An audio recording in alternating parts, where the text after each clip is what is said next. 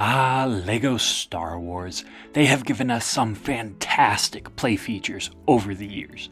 Some of my fondest memories from childhood is just playing with those play features or building the set for the first time and getting to see just the incredible inner workings of how those features work.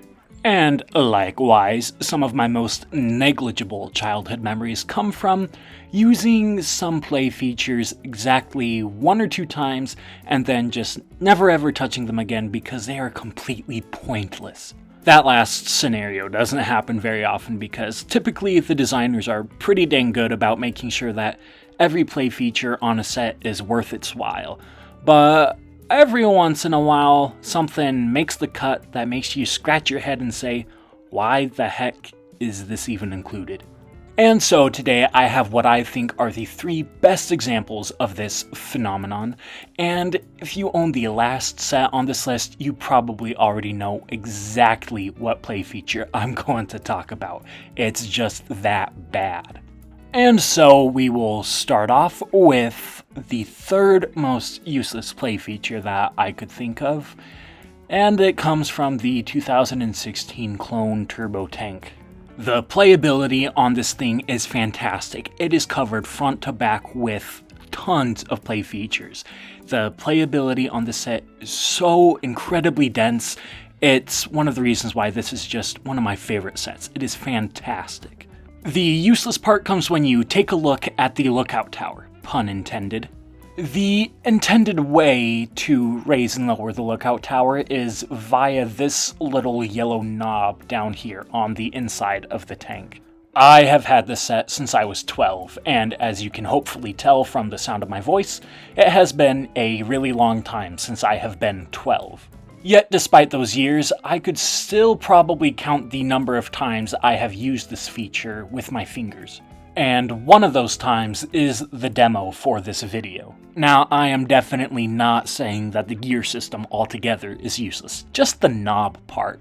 Just pulling up and pushing down on the lookout tower manually is so much easier for playability, so much quicker, and just makes a lot more sense.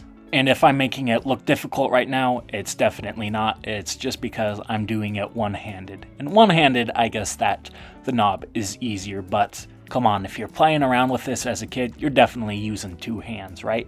And so we can roll right on over to number 2, the 2014 AT-AT Walker. This is an absolutely fantastic set, by the way, but the useless play feature are these front and back storage cargo troop bay area sections. Like, there is absolutely no space in there. And before you say, well, that's just a consequence of the way it was built, those aren't intended to be play features, might I point you to the time when LEGO actually explicitly advertised all of these as play features on their official animation that was on the LEGO website back when this set was still on shelves. As you can see, every one of these 4 panels opens up in the advertisement to advertise the play feature.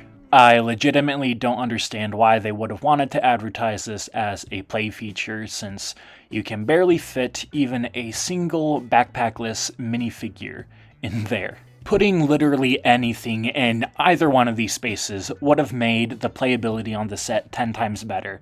And I mean, it doesn't make the set bad that these are completely useless.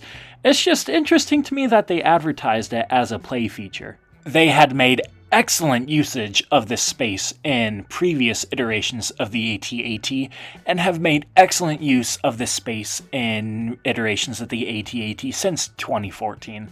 And so throwing in a Technic monstrosity into these sections and calling it a play feature just makes no sense to me. I mean, if you're an imaginative kid, you could pretend that this is like the engine room part of it, but like, I think that it just would have been a lot nicer to have cargo space. But, you know, whatever floats your boat.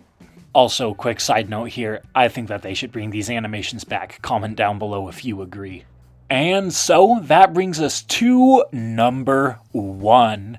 This was the play feature that actually made me want to make this video in the first place, just because I am blown away by how completely and utterly useless this particular feature is.